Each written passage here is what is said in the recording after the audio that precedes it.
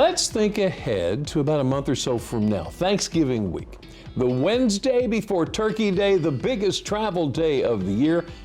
Salisbury Regional Airport is going to be filled with folks headed all over the country to celebrate with loved ones. Now, even though the airport is bustling that day, well, it's been a busy place lately with multiple ongoing projects. Yeah, from a runway expansion to building construction to beautification of the terminal, there's a heck of a lot happening. And they just joined a program designed to help folks with hidden disabilities. I had a chance to chat with airport manager Tony Rudy to learn more. There's always all kinds of activity at the Salisbury Regional Airport. You can see how these bays are much deeper than those. And it's not just folks flying.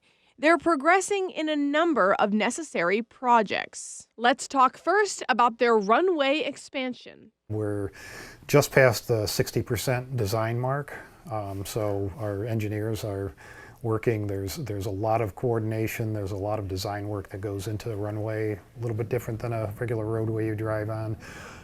And because it's a federally funded project, or at least partially federally funded, we have to make sure that all the design is done according to FAA standards.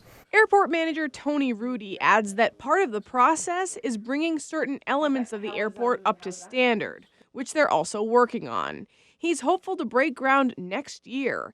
It's a big project with a big impact. Currently, Piedmont Airlines, they have the 50-seat Embraer regional jet, and they are restricted to roughly about 80% of passengers that they could put in that aircraft. So if you're talking 40 passengers, so they're missing out on 10 passengers plus the baggage that comes with that too. So they're losing revenue on those flights they could be capturing, and it's so important right now is because flights have scaled back due to a nationwide pilot shortage. So we're at about half the capacity that we were during normal time. So this will, increasing the runway length, they could have full loads on the flights. Next up, perhaps not as huge, but certainly important. Probably the biggest project after the runway expansion is a new facility that will store our snow removal equipment and give our maintenance operations people and our aircraft rescue firefighting people a new place to call home and to properly store all of our equipment and get it out of the elements, and a place to work on the equipment and do the things that these people need to do. In addition, they're doing refurbishment on other buildings and repaving parking lots, and they're getting hooked up to city water. So we're really looking forward to that, being able to get rid of the bottled water that we have here and actually drink water right out of the tap. And how about some touch-ups in the terminal? So over the last couple of years, we've been focusing a little bit on the terminal, piece by piece.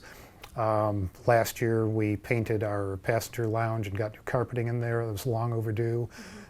We replaced some LED lights throughout the terminal, added some lighting to just brighten up the interior. Now, just to give you an idea of the impact these new LED lights have here in the main terminal, turn them off, Tony. It's pretty dark in here.